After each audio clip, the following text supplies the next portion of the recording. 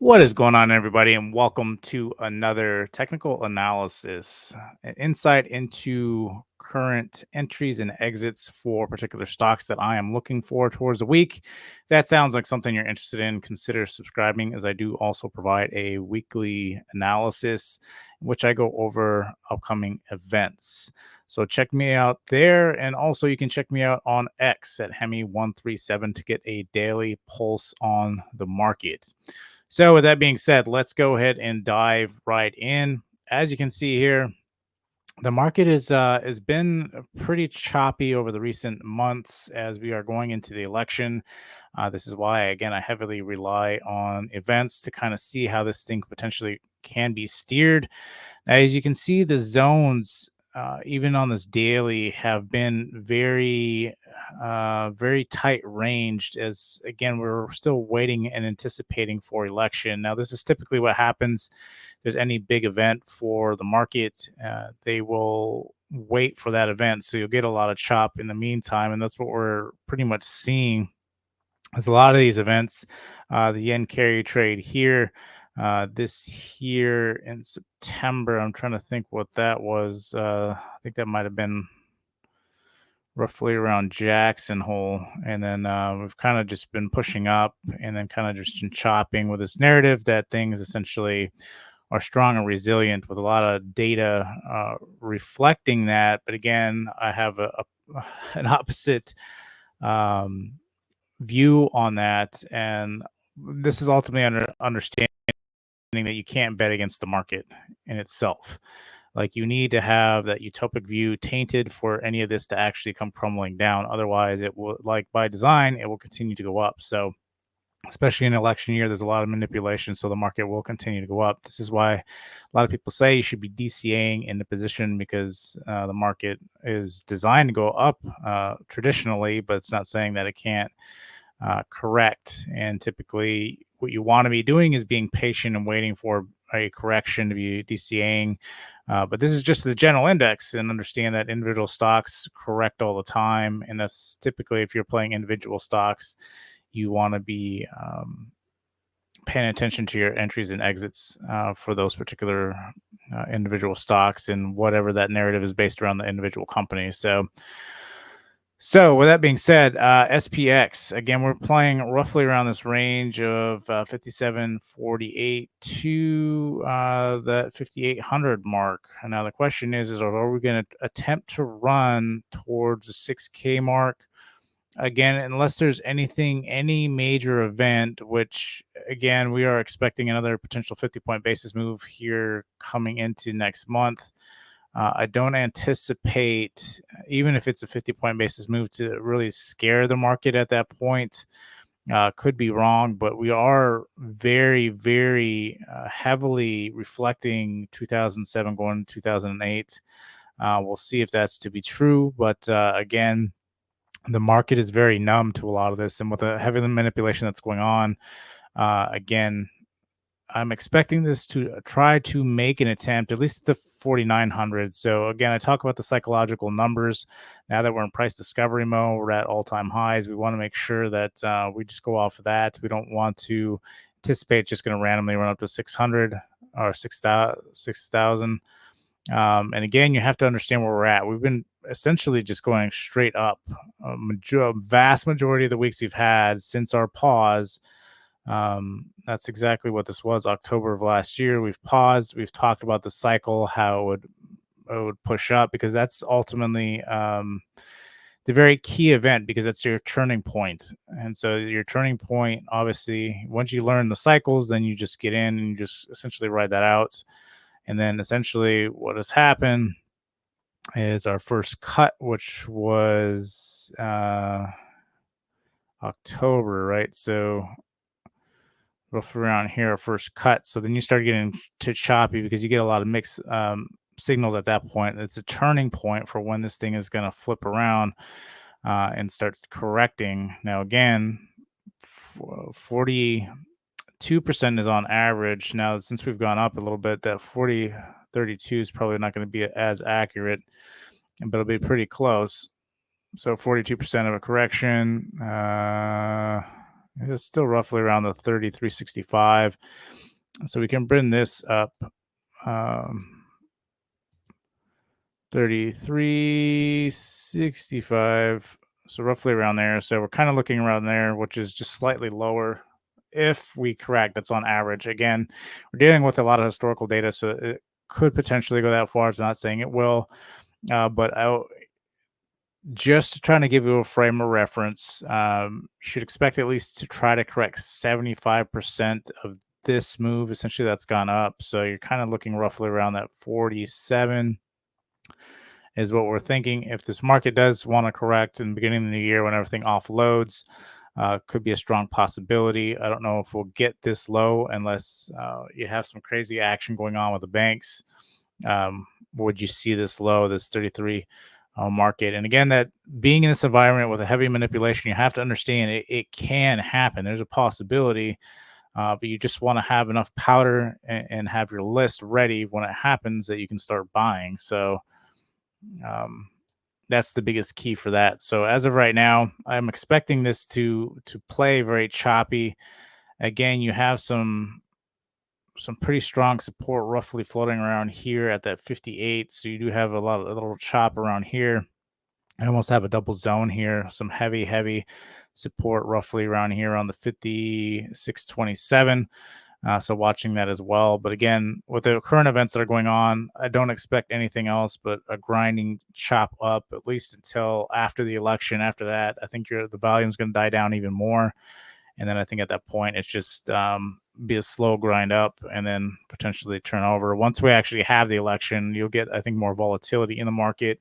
The market isn't concerned. The market knows who the president's going to be, and then it'll kind of go from that point. So, and again, just reminder that, again, if anything happens domestically, that it can impact the market quite significantly. So you have to pay attention to that. And what's going on with China is very important, and is their banking system is collapsing, and understand that we're all in sync. So if they collapse, it's going to have some sort of effect on us. So you do have to keep that in mind. But as of right now, just with the uncertainty, you have a lot of chop and continuing grind. Like I said, I typically trade on the 1 hour, so this would make more sense in the 1 hour. You got a little bit clearer zones here, but again, understand how much chop this is. There's so much uncertainty that it's nasty and not even worth trading this as of right now. So during times like this, you just want this to pass, and then you can think about getting back in and trading this. But overall, right now, that's what we're currently looking at. Again, massive rip up, um, essentially from when we started correcting and messing with interest rates. So, and again, that 3,500 was very much a turning point when we started increasing rates because inflation was getting carried away. Now let's take a look at Bitcoin. Bitcoin, again, expecting this thing to continue to chop just like the market. Again, it's just like every other big tech or whatever you want to really go with. It's not really going to be a standalone currency, and understand that if it's going to be like any other currency, it's going to be heavily manipulated.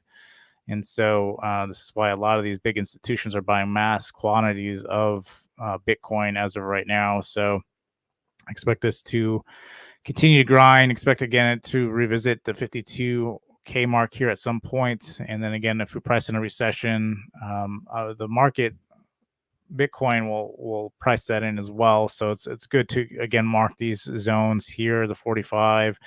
Ideally, a strong buy would be at 37. Even stronger buy wouldn't be anything below that. But again, ultimately understand kind of just chopping around, a little bit more volatile. Obviously, it's not as volatile as it used to be, is what it's seeming like now that institutions are getting involved. But again, that means that you're going to start capping, I think, a lot of these massive rip ups, which is very highly concerning.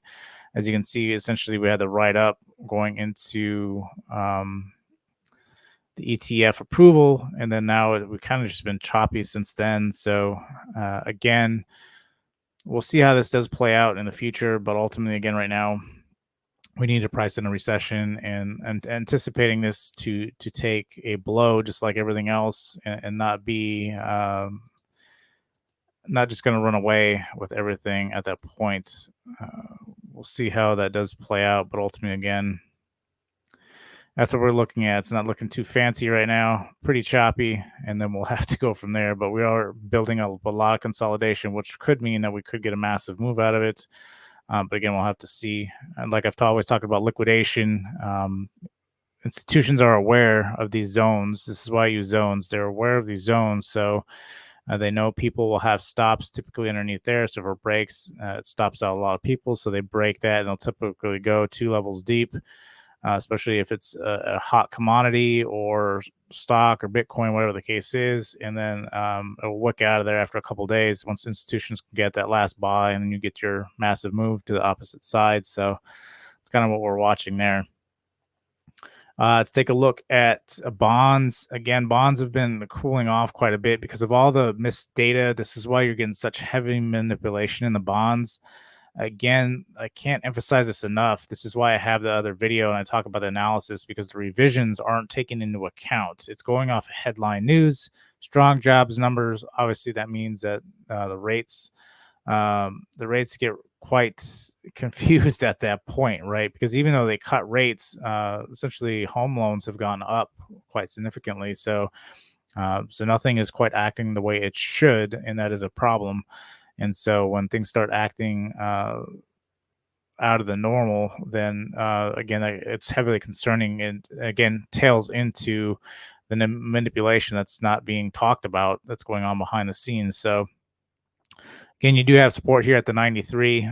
So look, if this does break, you would break the trend at that point, but you would at least get a bounce here roughly at the 87 to try to retest the 93. But again, we have to watch and see how that does play out. Bonds, again, once the manipulation stops, once the election stops, a lot of this manipulation will slow down, and then at least until the next major event, or whatever that might be. But bonds, again, it's really hard to pinpoint because sometimes it runs in parallel with the market, sometimes it runs against the market. But ultimately, bonds, really what matters is essentially the volatility in the bonds is what can have a lot of influence over the market. And understand, again, it's all driven by bonds, and this was why people talk about bonds so much. So that being said, let's get into some of the ones I'm looking at. I want to keep this list short because a lot of these stocks are like overpriced right now, and I wouldn't even want to look at a lot of these stocks. I talk about Tesla all the time. Again, it had its event. It is holding support currently. You want this to kind of hold the 200. If it doesn't, it could be a problem. It could be coming all the way down to the 172. But ultimately, the breaking that that 271 right now has been a feat in itself. So we'll see if Tesla can essentially bounce here. It's kind of just a speed bump right here, to be honest. Roughly this 215 mark. See if it can hold that this week. If it drops below that, it has strong support here at the 200. It's got a couple more weeks before we actually get into earnings for Tesla. So it's been set back. Normally I'd be reporting this week, but it's been pushed back a couple of weeks into the Super Bowl week of earnings again, which has been a while since it's done that. I think it's been over a year. So just keep that in mind. So we'll see how they do. Again, if they start turning and selling cars and doing well, again, with all the hype of the robo stuff, may bring some hype to the stock, and people will start going out and buying more Teslas. And right now they were still performing as an automobile right now, but again, those numbers I think will start improving over the next couple months, a couple quarters. That will start being reflected before you start getting a lot of FSD and all that stuff as well. So we'll see. But the next year, I think for Tesla could be a struggle, ultimately, just because of the earnings. But this is why Elon's been pushing a lot of the robo-taxi stuff and a little bit sooner than maybe anticipated. She'll try to keep that hype up. He is a good salesman, so we'll see what happens. But ultimately, again, we'll see if this thing can recover. If it does start pushing up, it might get rejected pretty hard here at the 233. But ultimately, I want to see if we can drive this thing back up to the 260. We've got a couple of weeks now that this is sold off. It might start gaining some stability and try to at least reach back up to the 260. We'll see if that's the case going into earnings moving forward. So watching that one. As always. And then what I want to be looking at is these. I've mentioned these a couple different times, but Celsius is another really big company that I do like moving forward. Current support is roughly here at the 29. Resistance is roughly here at the $38 mark. So if we can reclaim the $38 mark, I think this thing can start building momentum back up on the weekly. As you can see here, there's some really solid support here at the $30 mark. And then you have that $39 mark is pretty solid resistance as of right now. But if we can break that, then you're looking at the $50 mark, the $58 mark, and roughly at that 68. So if we can reclaim that, it could start seeing some strong momentum. It'd be tough for this to break down. If it does break down, that could be largely concerning. Again, you're priced in a recession. We'll see what happens with this. But again, I do feel like this is a very strong stock in general. I think it's much like ELF. I've been talking about ELF a lot lately too, but there is some really heavily discounted good stocks, and that's what I want to bring up right now, as opposed to just looking at a lot of the ones I typically look at, because a lot of them are very overextended, and I won't suggest buying any of those just yet. Despite everybody talking about this massive bull run that's going to happen, you have to price in recession before that happens. There is no soft landing, in my opinion. So we'll see how this does play out. But as of right now, with this massive correction, starting to get very much in this consolidation, which I do like. It could potentially just chop here for a while as it builds up. People are building up positions. Like I've talked about, maybe we get a liquidation spike down to the $20 and before we start recovering again. So it can be something we watch. And even if you're priced in a recession, you've already essentially corrected quite a bit. And so that's why I take into account the massive correction that's already occurred. So how much more can this thing really sell? It can't always go to zero. That's something to keep in mind. So just make sure you're managing risk in that form. But again, ultimately, understand I could see us consolidating a lot roughly around this $34 mark for a while as the market starts to price in a recession, start recovering.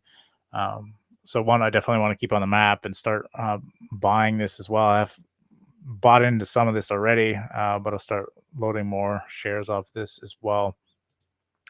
Then ELF, I've been talking about this for a while. I do still really like this one. It's in a very good consolidation. This looks like it broke this solid support at the 215, and then it's trying to retest it. So we'll see if this thing turns over. Very solid buy, anything below $100. Again, the growth rate for this is something that we're not seeing in a lot of companies. So they have a fantastic growth rate. It's just not at 70% like it was when it was hit 200. But once they have a good earnings, again, if they have any projection of things getting stronger, this thing is going to bottle rocket straight up right where it left off. So that's one thing you need to keep in mind. So I think it's a very good buy at these lower levels here as of right now. So I do really like this. I am positioned in this as well. I continue to buy into this as well at these lower levels here, roughly between the 115, and now these are larger time frames as well, so just keep that in mind. But and around that $90 mark or so, I think you have this massive gap here, which seems larger on the smaller time frames. But again, I think you get massive consolidation as you bounce back and forth here, potentially building up for a larger move back to the upside. And then I do like Portillo's as well. The chart isn't going to load for whatever reason. So I'll just honorable mention for that one. For whatever reason, TD's been a pain in my butt lately for that one. And let's look at our regular BA real quick. If I can find BA. I just probably passed it, didn't I? There it is, BA. So BA as of right now, again, bad news, continuing to sell off, more layoffs. So you're getting some green candles here. So we'll see. This is kind of a speed bump, roughly sitting around at the 145. And maybe it will attempt to push back up to the 165. Kind of, again, gives you an idea where value is at in general. But ultimately right now, it's really just the name that is holding this thing up. This thing should be at the $5 stock, but it's not. So we'll see what happens. But as of right now, it's still holding the zone. So we'll see. But ultimately, you got a stronger support here at the 126. We'll see how that plays out moving forward. But again, very choppy until we get direction. Once the election's done, I think a lot of this choppiness will go away. I think you could get some very volatile moves moving forward in the next couple of months. So just keep that in mind, as I think it could be very sensitive, and depending who's in office, it can be even more sensitive as well. And then you got J.P. Morgan earnings. Obviously, they crushed it because expectations are super low. So, but we're retesting the highs at the 222. Break that, we get back in a price discovery mode, and then again, like I talked about, you got to go by psychological numbers. So every $5 increments is kind of what you're looking at there. But if it gets rejected and can't break above this, looking to retest here at the 215. Again, it only moves in about $5 increments. So to have a wild move like this, again, expectations are so low right now because a lot of these companies are anticipating it to get way worse. They just don't know when that's going to happen. They are thankful that we did finally get a cut, so that will help. But again, that will still take time, and understand again that these loans are coming from essentially a 3 to 5 years. So 3 to 5 years ago, people were having almost 0% interest rate. So even with a 50-point cut, a lot of people just can't afford. A lot of these companies can't afford these new interest rates on these loans. So you're going to get a lot more bankruptcies over the next couple of months. Why things are going to get a lot worse. So you have these low expectations. You'll get these massive pops as of right now, but I don't expect that. Expect to be start turning over here in the next couple quarters when they start reporting. So this could be one of them. So just keep that in mind. But so we'll see. We'll see moving forward. But as of right now, that's what we're looking at for this week. Expect it to continue to play in this range. But again, if we can break above this by the end of the week, I think we'll have direction on this at least by this week. If we get back in price discovery mode or not. But again, you're going to get more earnings, and you can get probably some more bad earnings, which would not be good for this stock. And it's always good to watch price action just because it beat expectations. If it holds below this, that's not a good sign. Again, the market wants to price it in, but it's being propped up because of other reasons. So that is all I have for today. Like I said, there's a couple good buys right now. I think everything else is pretty overextended. Oil, I didn't really talk about oil today. Oil started making some recovery, but it could be moving forward. It could be really good. Understand where oil is. Whenever there's war, oil typically will run up, and if any, essentially oil storage units get blown up or anything like that, that could cause this thing. Talking about war in general could cause this thing to really explode and to get a massive move, but understand where that goes pretty much from this point. So we'll see what happens there as well. But that could be another potential play. I've talked about this before. I am positioned in this as well, but it's for a very long swing. Given what the current state is, expecting things to get a little more wild, and so this could start leading into that super cycle I was talking about previously as well. So we'll keep that one on watch as well. So with everything being said, if you made this far, I appreciate you. Please smash a like. Until next time, I'll see you guys.